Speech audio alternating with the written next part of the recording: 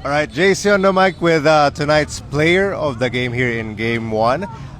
Sir Ken Sabio. Sir Ken, what a performance by your team, road team tonight against the same team Tabaco. Well, same team in the name, pero syempre whole different composition in this team Tabaco. How did you guys do it here on the road? Paano nindo napagana ining Game 1 na ini here in Tabaco?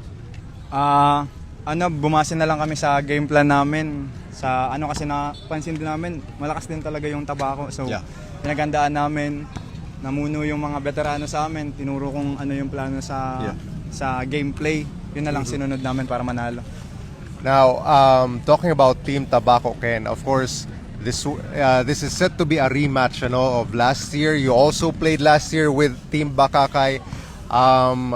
Ano ang sa iling mo ang pinaka-dipisil na aspect ning kawat kang Team Tabaco na magagwardyahan nindo ngunyan this time around in the rematch against this Team Tabaco? Siguro po may ibang game plan din sila kasi mag-a-adjust din sila sa amin kasi for sure. Kumbaga ngayong game 1 sa amin mag-a-adjust din sila, so kailangan namin ma-predict kung ano yung game plan nila para makasabay ulit sa laro.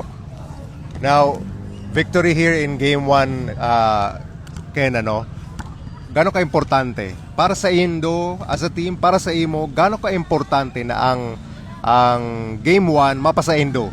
Go, and then Game 2, home court naman Indo. Gano'n ka-importante ning gana nindo sa Game 1? Siguro, importante yung Game 1 sa amin kasi unang-unang home court nila, tapos Game 2, mas advantage din sa amin kasi nandun yung, kumbaga ngayon sa Game 1, mas lamang sila sa crowd. Siguro sa amin, Game 2, kami naman. So mas advantage sa amin yung Game 2. Kaya importante yung panalo namin ngayong Game 1. Definitely. Congratulations, Sir Ken. Lastly, could you, last message, syempre shoutout mo to si Decano. Last message, Sir Ken, para sa mga nagsusuporta sa imo, sa Team Bakakay, and to the rest of your followers.